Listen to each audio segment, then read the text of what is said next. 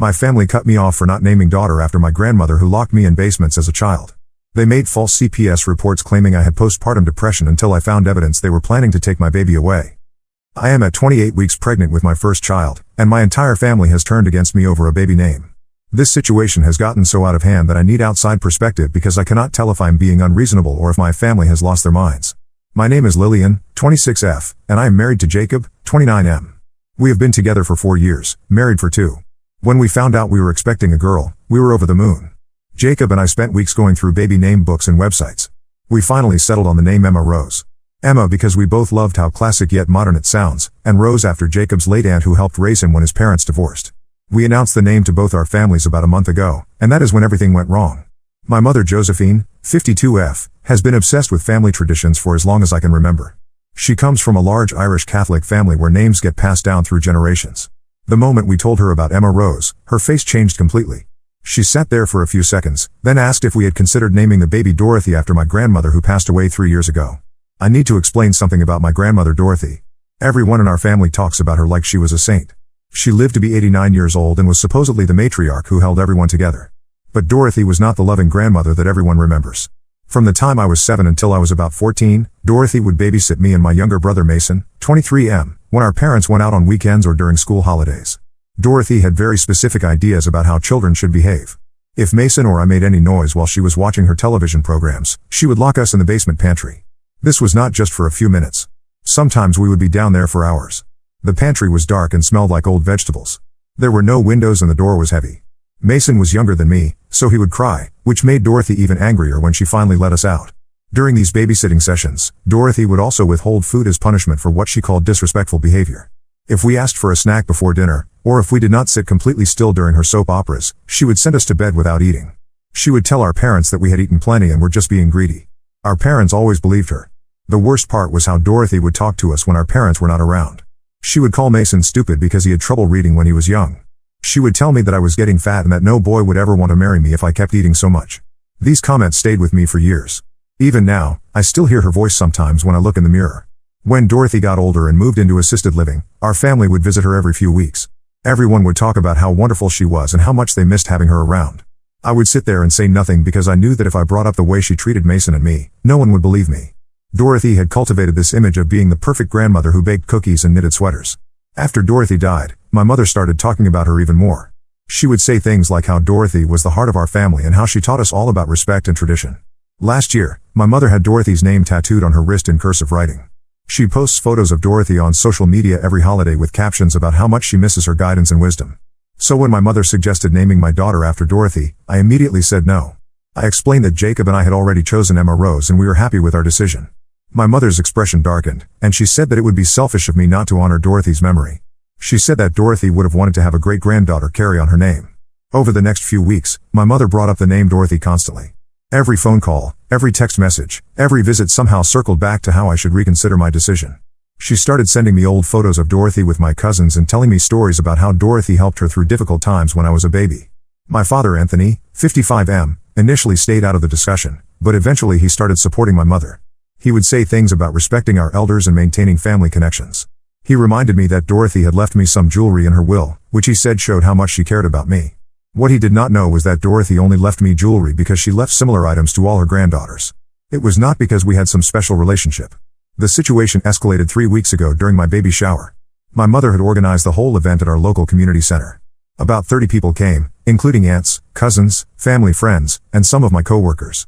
Everything was going well until my mother stood up to make a speech. She started by thanking everyone for coming and talking about how excited she was to become a grandmother. Then she said that she hoped everyone would join her in encouraging me to consider a more traditional name for the baby. She said that Dorothy had been such an important part of our family and that it would be beautiful to have her name live on through her great-granddaughter. I could see people looking at me expectantly. Some of my older relatives were nodding along with my mother's speech. My cousin Lisa, 30F, even said that Dorothy would have loved to know that a new baby would carry her name.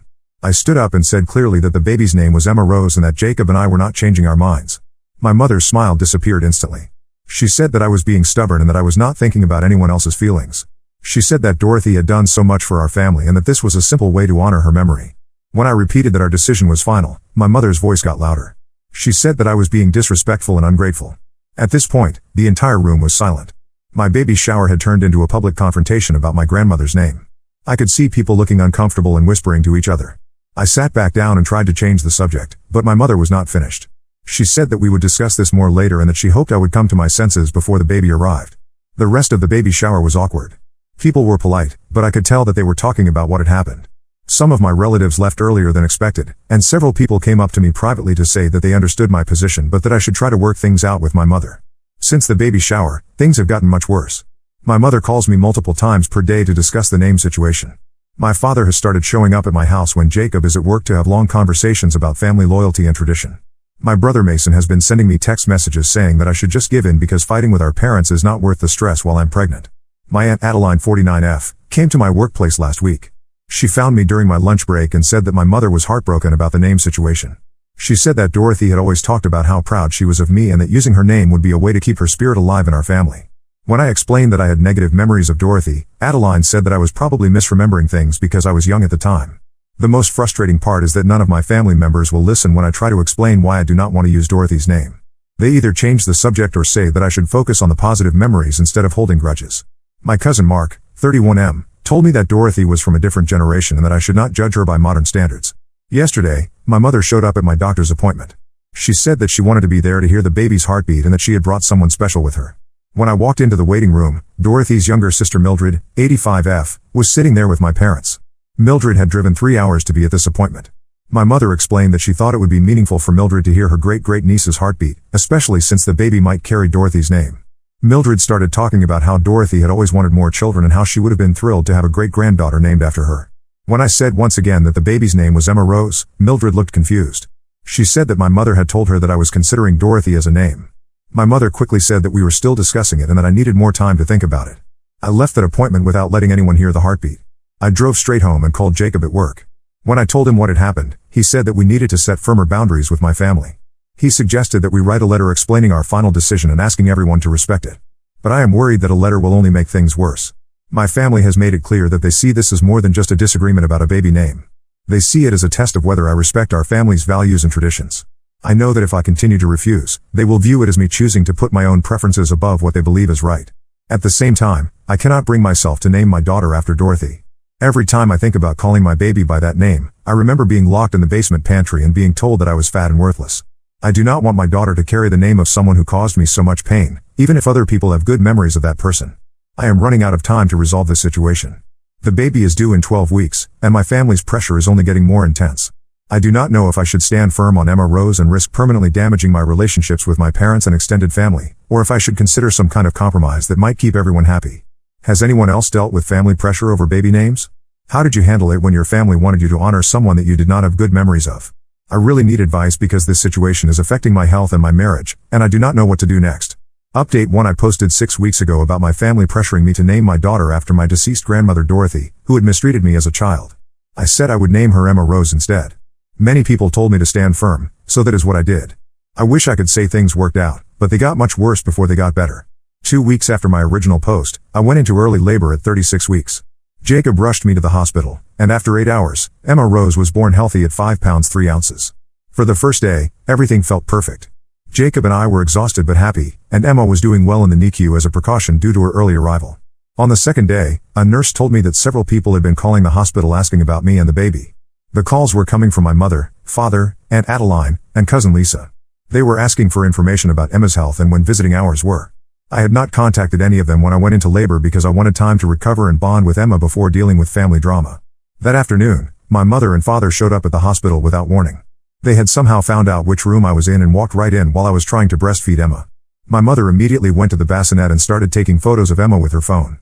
She was cooing and saying how beautiful her granddaughter Dorothy was. I corrected her and said that the baby's name was Emma Rose.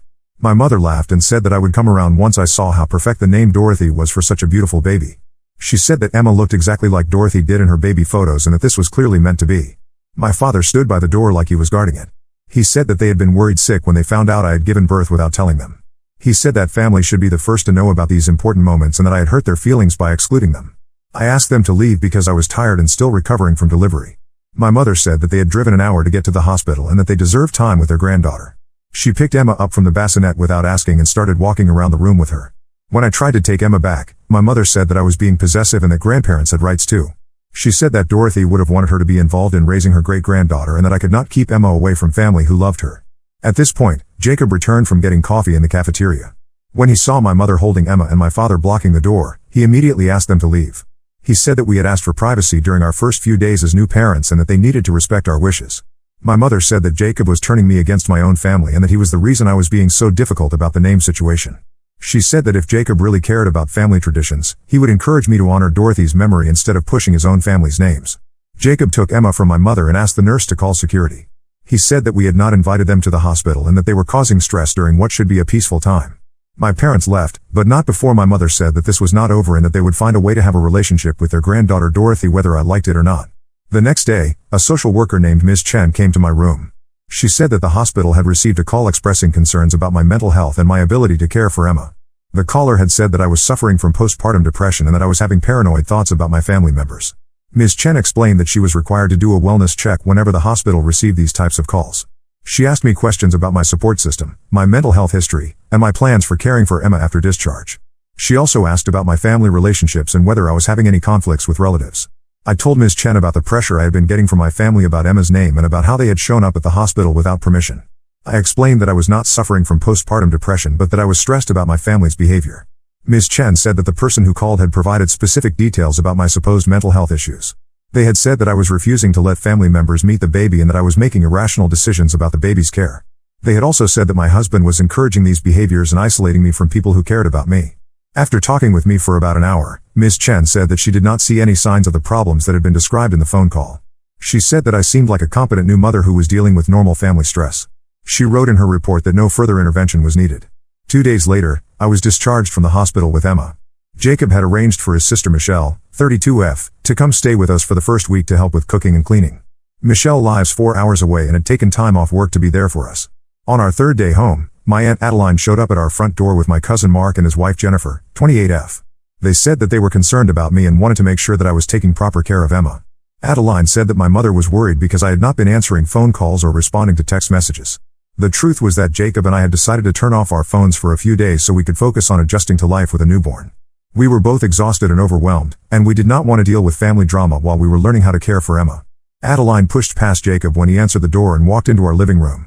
She said that she needed to see for herself that Emma was healthy and being properly fed. Mark and Jennifer followed her inside, even though Jacob told them that this was not a good time for visitors. Michelle was in the kitchen making dinner when they arrived.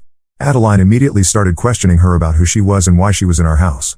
When Michelle explained that she was Jacob's sister and that she was helping us during our first week home, Adeline said that family members should be the ones providing support, not outsiders. Adeline went upstairs to our bedroom where Emma was sleeping in her bassinet. She woke Emma up by picking her up and started examining her like she was a doctor. She said that Emma looked thin and asked when she had last been fed. When I said that Emma had eaten an hour earlier, Adeline said that might not be enough for a growing baby. Mark took photos of our house with his phone, including pictures of Emma's nursery, our kitchen, and our living room. When Jacob asked why he was taking photos, Mark said that he wanted to document Emma's living conditions in case there were questions later about her care. Jennifer started asking me detailed questions about my daily routine with Emma. She wanted to know how often I was feeding her, how many hours I was sleeping, and whether I was taking any medications. When I asked why she needed this information, she said that my mother was worried about my ability to handle the responsibilities of motherhood. After they left, Jacob and I realized that this visit was not just about checking on us. They had been gathering information and documenting our home situation for some reason.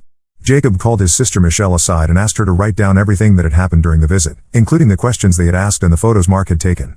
That night, Jacob's phone rang at 2 a.m. It was his mother Carol, 58F, who lives in another state. Carol said that she had received a very strange phone call from someone claiming to be my mother. The caller had said that I was suffering from severe postpartum depression and that Jacob was enabling my mental health problems. Carol said that my mother had asked her to convince Jacob to bring Emma to stay with my parents until I got proper treatment for my mental health issues. My mother had said that she was worried about Emma's safety and that she had documentation proving that I was not capable of caring for a newborn.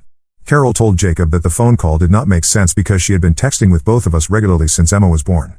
She said that we seemed like normal new parents who were tired but happy. She had not seen any signs of the serious mental health problems that my mother had described. Jacob explained to his mother what had been happening with my family and the pressure about Emma's name. Carol said that she was shocked by my family's behavior and that she wanted to help us in any way she could. She offered to come stay with us if we needed additional support. The next morning, we discovered that my mother had been calling Jacob's work colleagues and my former co-workers. She had been telling people that I was having a mental health crisis and that we needed intervention from friends and family members. Several people had reached out to Jacob to ask if there was anything they could do to help us during this difficult time. Jacob called his HR department to report that someone was spreading false information about our family situation. His boss was understanding and said that they would not take any action based on the phone calls they had received. But Jacob was worried about how these calls might affect his reputation at work. I realized that my family was conducting some kind of campaign to undermine my credibility as a mother. They were not just pressuring me about Emma's name anymore. They were actively trying to convince people that I was mentally unstable and incapable of caring for my baby. Jacob and I decided that we needed legal advice. We contacted a family law attorney named Mr. Rodriguez who specializes in grandparents' rights cases. We wanted to understand what legal options my family might have and how we could protect ourselves and Emma from further harassment. Mr. Rodriguez said that grandparents' rights laws vary by state, but that in most cases, grandparents cannot obtain custody or visitation rights unless they can prove that the parents are unfit or that there are special circumstances like the death of one parent. He said that my family would need substantial evidence of neglect or abuse to successfully challenge my parental rights. However, he also warned us that false reports to social services could be serious even if they were ultimately unfounded.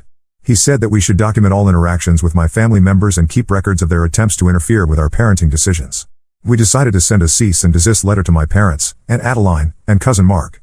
The letter stated that they were no longer welcome in our home without invitation and that they should stop contacting Jacob's family members, our employers, and social services with false information about our family situation. The letter also stated that we were prepared to seek a restraining order if the harassment continued. Mr. Rodriguez said that having this letter on record would help establish a pattern of inappropriate behavior if we needed to take further legal action.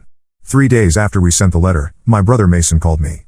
He said that our parents were devastated by the legal letter and that they felt like I was punishing them for caring about me and Emma. He said that they were only trying to help and that I was overreacting to their concern. Mason said that our parents loved me and just wanted to be part of Emma's life. He said that if I would compromise on the name issue, everything could go back to normal and we could be a happy family again. He suggested that I could use Dorothy as Emma's middle name instead of Rose. I told Mason that this was not just about the name anymore.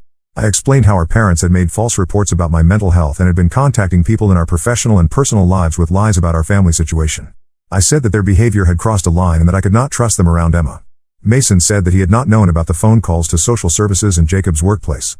He said that our parents had told him that they were just worried about me and that they wanted to make sure Emma was being properly cared for. He said that he would talk to them about backing off and giving us space. But the next day, my mother left a voicemail on our home phone. She said that the legal letter was proof that I was not thinking clearly and that Jacob was controlling my decisions. She said that Dorothy would be heartbroken to know that her great-granddaughter was being kept away from family members who loved her. She said that they were not going to give up on having a relationship with their granddaughter Dorothy, and that they would find a way to make sure Emma knew about her family heritage even if I was determined to cut them out of our lives. That voicemail made it clear that sending the legal letter had not resolved anything. My family was still convinced that they were the victims in this situation and that I was the one behaving inappropriately. They were still calling Emma by the wrong name and still plotting ways to force their way into our lives. Jacob and I realized that we were going to need stronger legal protection if we wanted to keep our family safe from this ongoing harassment.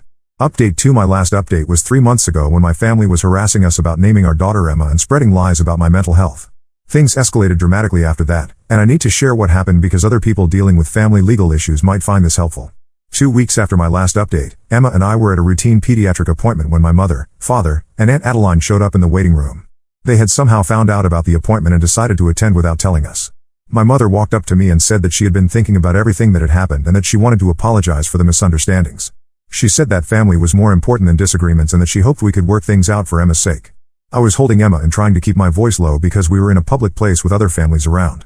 I told my mother that she could not just show up at medical appointments without permission and that we had asked for space to figure things out.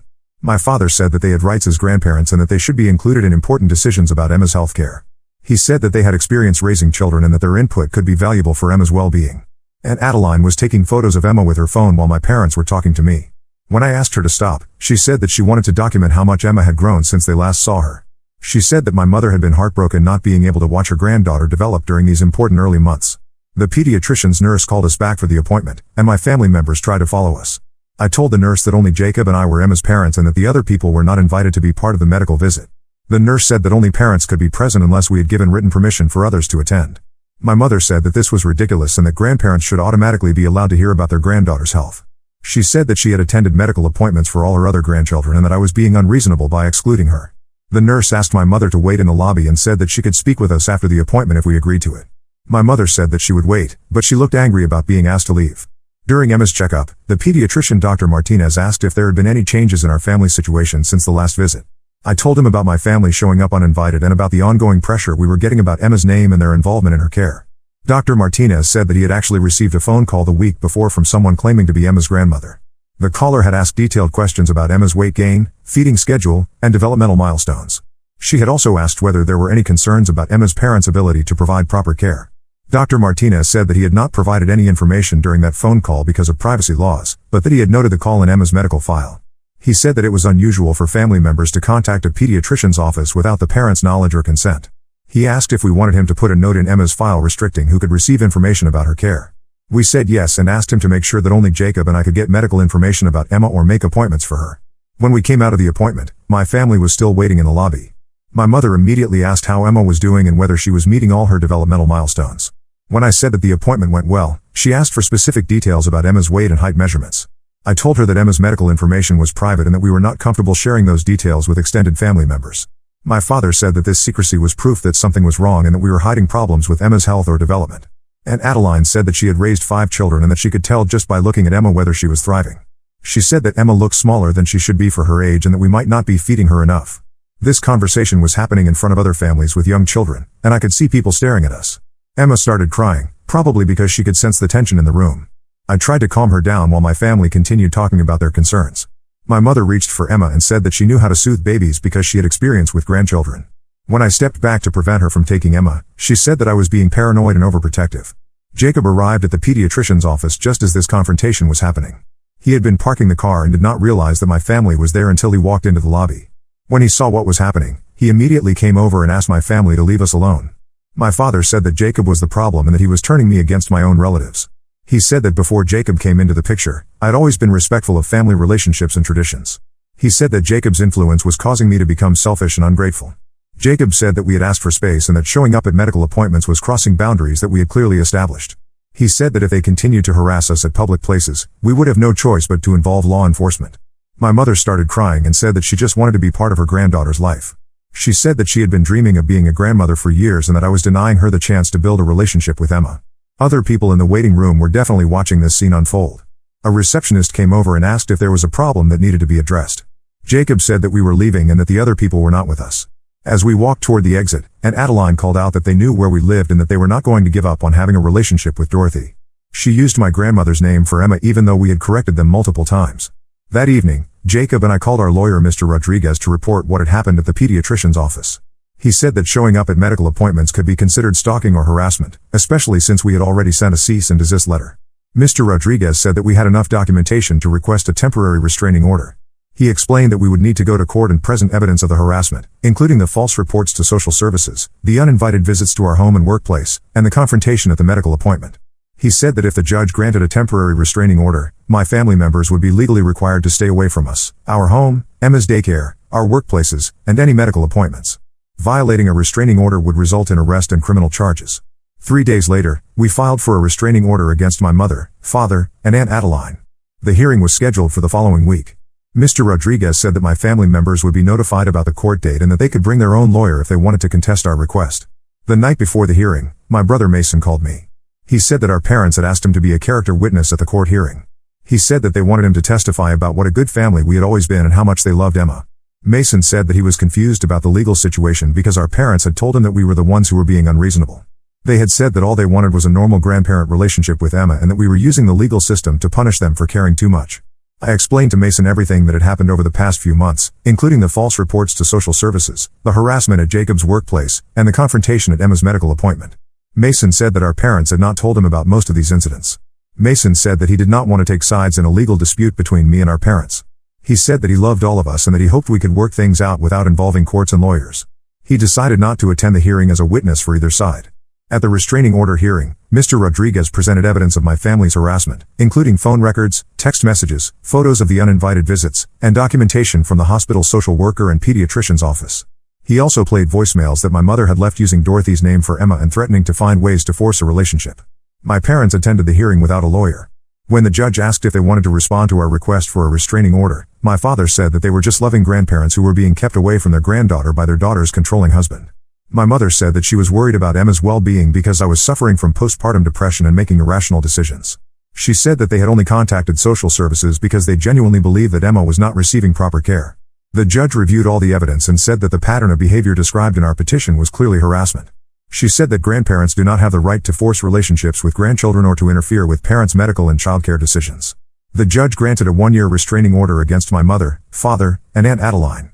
The order prohibited them from contacting us directly or indirectly, from coming to our home or workplaces, from attending Emma's medical appointments, and from making false reports to any government agencies.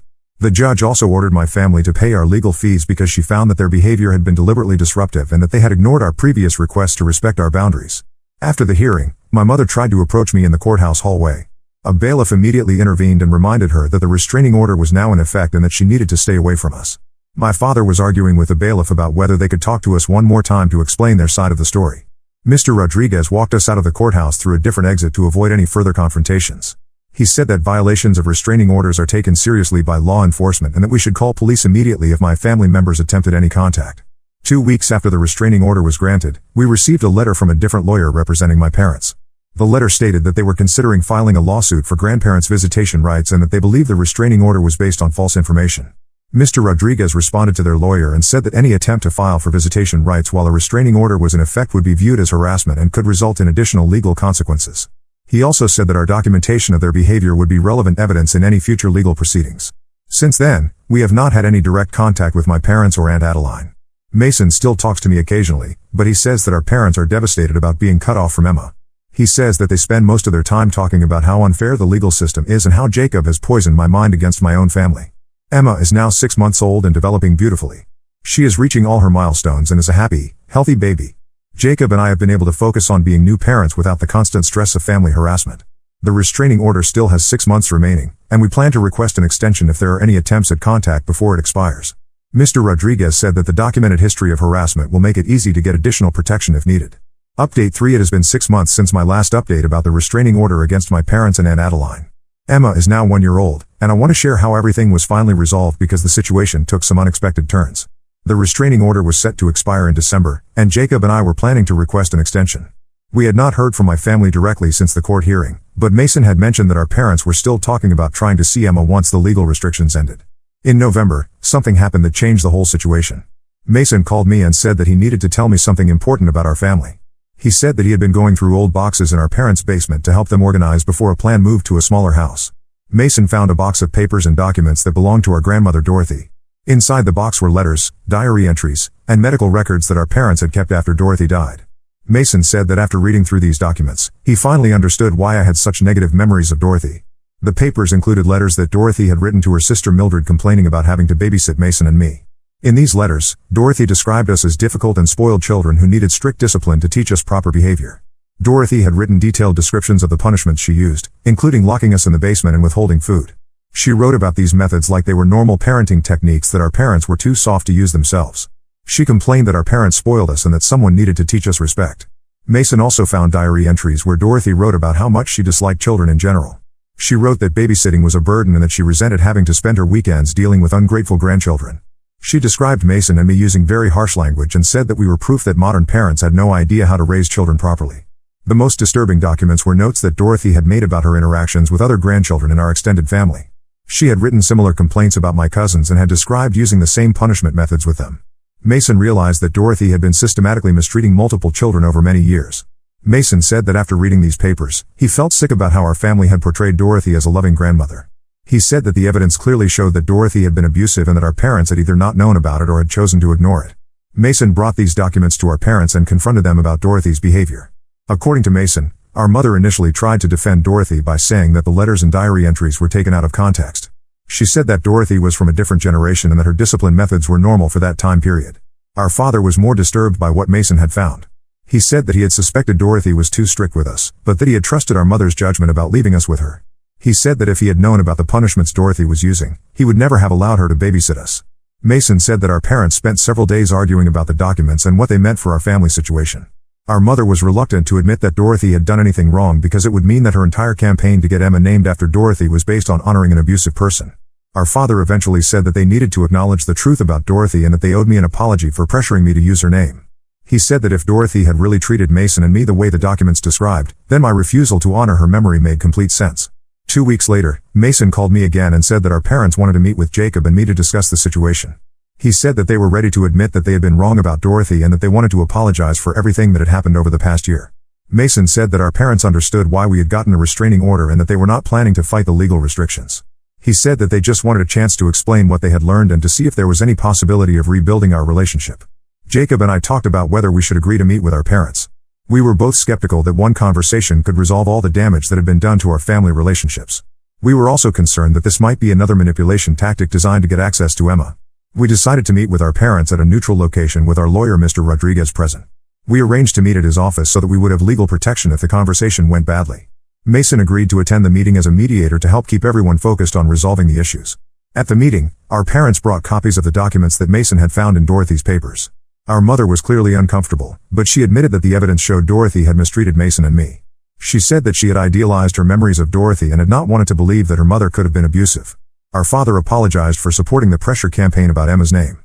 He said that he had trusted our mother's judgment about Dorothy without investigating the situation himself. He said that if he had listened to my concerns about Dorothy from the beginning, the whole conflict could have been avoided. Our mother's apology was more difficult for her to give. She said that she had been so focused on maintaining family traditions that she had dismissed my feelings about Dorothy. She said that finding the documents had forced her to confront the fact that her mother had hurt her grandchildren and that she had failed to protect us.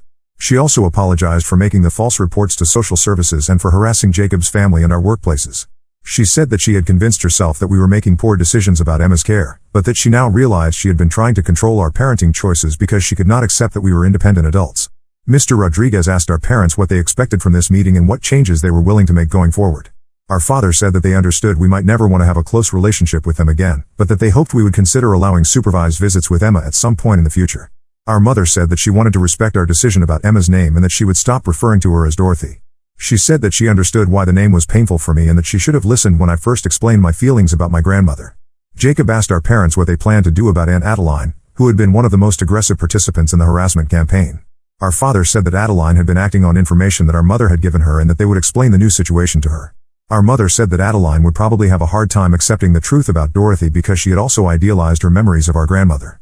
She said that they would make it clear to Adeline that any further harassment of our family would damage her relationship with them as well. Mason suggested that we try a gradual approach to rebuilding family relationships. He proposed that our parents could send cards or letters to Emma on holidays and birthdays without expecting immediate responses from us. He said that if they could demonstrate consistent respect for our boundaries over time, we might consider allowing limited contact in the future. Jacob and I said that we needed time to think about whether we wanted to rebuild relationships with our parents. We said that the restraining order would remain in effect until it expired and that any future contact would need to follow strict guidelines that we would establish. We also said that our parents needed to make amends with other family members who had been affected by the campaign to pressure us about Emma's name. Several of our relatives had been put in uncomfortable positions when our parents asked them to take sides in the conflict. Our mother agreed to contact Jacob's mother Carol to apologize for the false information she had shared about my mental health. She said that she would explain that her concerns had been based on incorrect assumptions and that she was sorry for causing stress for Jacob's family. The meeting ended with our parents agreeing to respect the remaining time on the restraining order and to wait for us to contact them if we decided we wanted to try rebuilding our relationship. Mr. Rodriguez said that he would draft a written agreement summarizing what had been discussed so that everyone was clear about the expectations going forward. After the meeting, Jacob and I spent several weeks discussing whether we wanted to give our parents another chance. We both felt that their apologies seemed genuine and that learning the truth about Dorothy had been a real turning point for them. We decided to allow limited contact starting after the restraining order expired. We agreed that our parents could send birthday and holiday cards to Emma and that they could have brief phone conversations with us once per month. We said that any future in-person visits would need to be arranged in advance and would initially be supervised by Mason. When the restraining order expired in December, our parents sent Emma a Christmas card with a simple message wishing her well and expressing hope that they could be part of her life someday. They included a small gift but did not ask for any response or make demands about seeing her. Over the past few months, we have had several phone conversations with our parents. The calls have been polite but somewhat awkward as we all try to figure out how to interact after everything that happened. Our parents ask about Emma's development and share updates about their own lives, but they avoid bringing up the past conflicts. In March, we allowed our parents to visit Emma for the first time since she was born. The visit lasted 2 hours and took place at Mason's house with him present as a supervisor. Our parents were clearly nervous and excited to see Emma, but they followed all the rules we had established about not taking photos and not trying to override our parenting decisions. Emma is now 15 months old and is walking and starting to say words. She was shy around our parents during the visit, which was expected since she had never met them before. Our parents were patient and did not try to force interactions with her. Our relationship with our parents is still very limited and fragile. We are proceeding carefully because we do not want to expose Emma to family drama if our parents revert to their previous controlling behavior. The trust that was broken during the name conflict will take years to rebuild, if it can be rebuilt at all. And Adeline has not been part of any of the reconciliation efforts. According to Mason, She was very upset when our parents told her about the documents they found about Dorothy. She accused our parents of betraying Dorothy's memory and said that she could not accept that Dorothy had mistreated her grandchildren. Adeline has apparently told other extended family members that our parents are lying about Dorothy to appease us and that the whole family is falling apart because people are not respecting their elders anymore. Mason said that Adeline's reaction has actually helped our parents understand how they had been thinking about family loyalty before they learned the truth about Dorothy. Looking back on this whole situation, I think the most important lesson is that family traditions and relationships should not be preserved at the expense of protecting children from harm. My parents were so invested in maintaining their idealized image of Dorothy that they were willing to dismiss my experiences of abuse and to harass me when I refused to honor her memory. The legal system ultimately protected Emma and our family from continued harassment, but it took finding concrete evidence of Dorothy's abusive behavior for my parents to acknowledge that my feelings about her were valid. I wish they had been willing to listen to me from the beginning instead of requiring proof that my grandmother had documented her own mistreatment of children. Emma will grow up knowing her grandparents, but the relationship will be different than it would have been if this conflict had not happened. My parents will have to earn their place in her life rather than expecting automatic respect because of their family role. The most positive outcome is that this situation has strengthened my relationship with Jacob and has shown us that we can successfully protect our family when necessary. We learn to set boundaries, to seek legal help when needed, and to prioritize our child's well-being over maintaining family harmony. Emma's name is Emma Rose, and that is what everyone calls her now. She will never have to carry the name of someone who hurt her mother, and she will grow up in a family that prioritizes her safety and well-being over traditions that cause harm. Now let's move to the next story. Story 2 caught my wife having an affair with my brother's best friend. My entire life is collapsing and I don't know how to move forward. I never imagined I'd be writing this. Growing up, I watched my parents' messy divorce tear our family apart. My dad cheated with his secretary, the most cliché thing ever. Mom never recovered, turned to drinking, and I spent my teenage years basically raising my younger sister. I promised myself I'd never put my future kids through that hell. But here I am, living my worst nightmare. Our story started 12 years ago. I was a junior in college studying construction management, and my brother Rob, 35M, was hosting a Super Bowl party. His girlfriend Julie, 34F, brought her friend Annie, 29F, along. Annie wore her dad's vintage football jersey and knew more stats than any of us guys. We talked until 3 a.m. that night, long after everyone else left. I knew she was special. We dated through college and the rough early years of our careers. Annie supported me when I worked 80-hour weeks as a junior project manager. I cheered her on through 3 promotions at her marketing firm. We lived in a tiny apartment, saved every penny, and dreamed about our future. Annie was the planner, she mapped everything out. House by 27, kids by 30, early retirement to travel the world. Rob and Julie got married first and bought a house in our dream neighborhood. When the place 2 doors down went up for sale, they called us immediately. We stretched our budget but made it work. That was 3 years ago. Since then, life has been perfect. Sunday family dinners became our tradition. Rob's kids started calling us Uncle Mike and Aunt Annie. Julie and Annie became inseparable, morning runs, cooking classes, weekend shopping trips. Everything changed last year when Rob's best friend Mark, 36M, moved back after his divorce. He told us his ex-wife cheated with their marriage counselor. Everyone felt bad for him. Rob wanted to help, so Mark became a regular at our gatherings. He seemed like a good guy at first, always offering to help with house projects, bringing wine to dinner, entertaining Rob's kids. Looking back, there were signs I ignored. Mark always sat next to Annie at dinner. They developed inside jokes I didn't understand. Annie started dressing up more when she knew he'd be around. She'd get texts late at night and smile at her phone. When I asked, she'd say it was work or Julie. I trusted her completely. Last Tuesday changed everything. It was raining at the construction site, so I headed home early. Mark's red pickup was in our driveway. This wasn't unusual, he sometimes used our pool or borrowed tools from our garage. But something felt wrong. The house was too quiet. Annie's car was there, but she hadn't answered my text about coming home early. I found them in our bedroom. The room we painted together last summer. The bed where we talked about our future kids. They were getting dressed, but it was obvious what had happened. Annie saw me first. Her face went white. Mark grabbed his shirt and tried to speak, but I just walked out. I drove aimlessly for hours. My phone kept buzzing but I couldn't look at it. I ended up at a hotel near the airport. After staring at the ceiling all night, I turned my phone back on. 47 missed calls from Annie, 15 from Rob, countless messages. Annie's messages evolved from "Where are you?" to "Please come home, we need to talk to I can explain everything." Rob's messages were different. Mark had shown up at his house drunk and confessed everything. This wasn't a one-time thing. They'd been meeting at our house for 4 months, whenever I was at work. Rob kicked Mark out and ended their 20-year friendship. I stayed at the hotel for 3 days. Julie brought me clean clothes and sat with me while I broke down. That's when I learned the full extent of Annie's betrayal.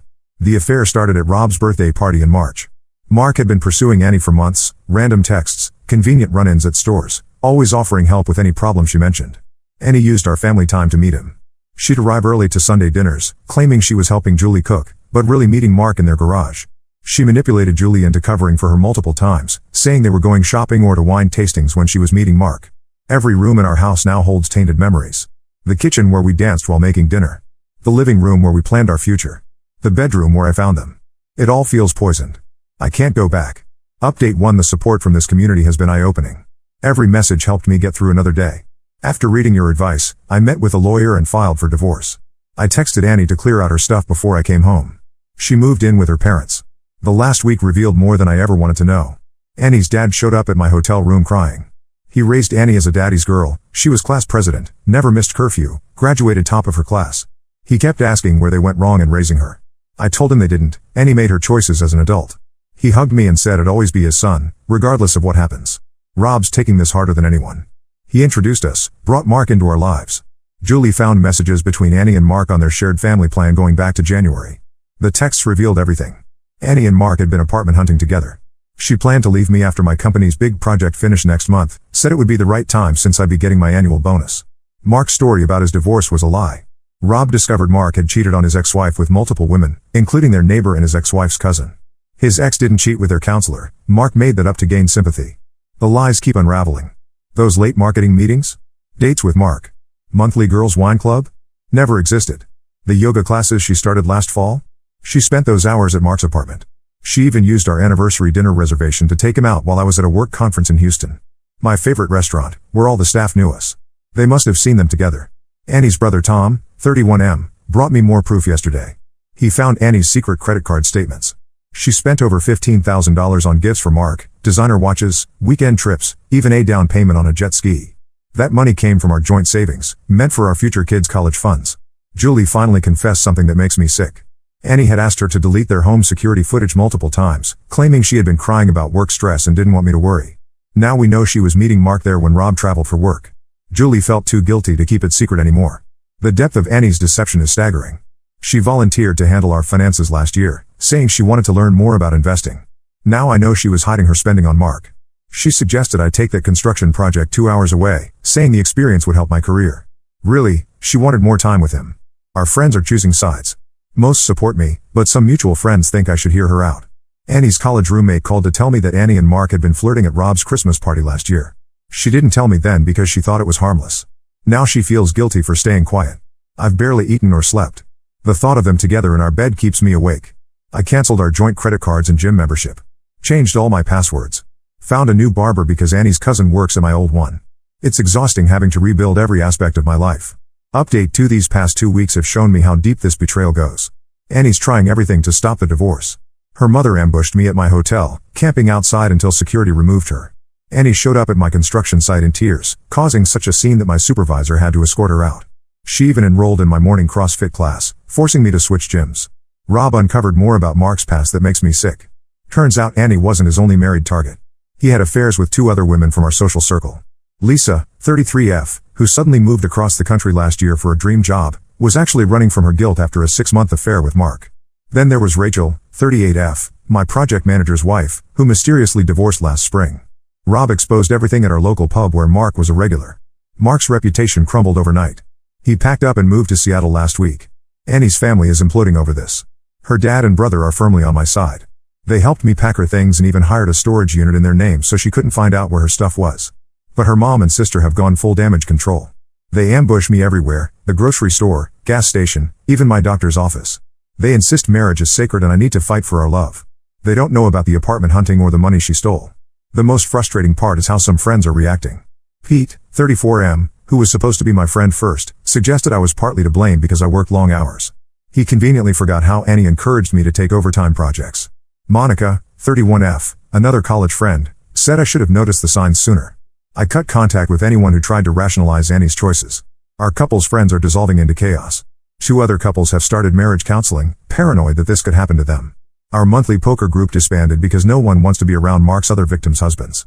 The community pool where we all hung out got too awkward, too many whispers, too many pitying looks. Annie's mom started a prayer chain at their church for our marriage.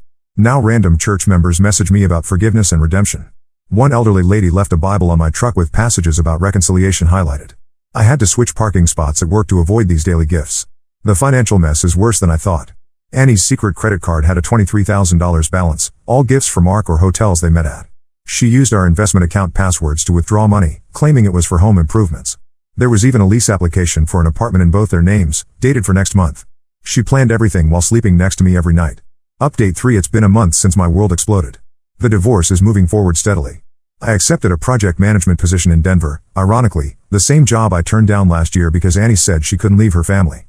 Rob and Julie visit every other weekend. Our relationship has actually strengthened through this nightmare. Funny how betrayal shows you who really matters. Annie's getting more desperate. She's created at least 15 new email addresses to contact me. Her messages range from suicidal threats to detailed plans of how we can rebuild trust. Last week she mailed a 30-page handwritten letter to my office, recounting every moment of our relationship and her supposed regrets. I returned it unopened. Her cousin tried to slip me a USB drive full of videos of Annie crying and apologizing. It went straight into the trash. Her dad's been a surprising source of support. He handled the house sale himself, met with realtors, managed paperwork, coordinated with movers. He made sure Annie stayed away during the whole process. The house sold above asking price. The money will be split in the divorce, but my lawyer's focusing on recovering the funds Annie spent on Mark. The community fallout continues. 3 couples from our friend group have separated, all citing trust issues after watching our marriage implode. Mark's other victims' stories keep surfacing. One of them, Rachel, reached out to apologize. She knew about Annie but stayed quiet out of shame. Mark had a whole system, targeting married women at community events, playing the divorced victim, slowly integrating himself into their lives. Rob discovered Mark never actually moved to Seattle. He's living with some woman in a nearby city, probably starting his cycle again. Rob wanted to warn her, but I told him to stay out of it. I'm done letting Mark affect my life in any way. Annie still shows up at random places. She got a job at a coffee shop near my new office, probably hoping to run into me. She joined my new gym but got kicked out for harassing me. She even tried befriending my new project coordinator, claiming to be an old family friend needing to deliver urgent news. The hardest part is watching the impact on Rob's kids. They used to ask about Aunt Annie every day. Now they're learning about betrayal way too young. Their school counselor called because they're struggling with trust issues. Another innocent casualty of Annie's selfishness. Yesterday, I finally packed away our wedding album. Found Annie's handwritten vows tucked inside, promises of eternal faithfulness, trust, and honesty. The same promises she broke while planning a future with my brother's best friend. The same promises she now swears she'll keep if I give her another chance. I'm rebuilding slowly. Joined a local hiking group, reconnected with college friends in Denver, started learning Spanish, something Annie always said was a waste of time. Some days are harder than others, but I'm no longer feeling lost. To everyone who supported me through this, thank you. Your stories and advice helped me stay strong when I wanted to give in. Special thanks to this community for showing me I'm not alone. Life isn't what I planned, but at least it's authentic now.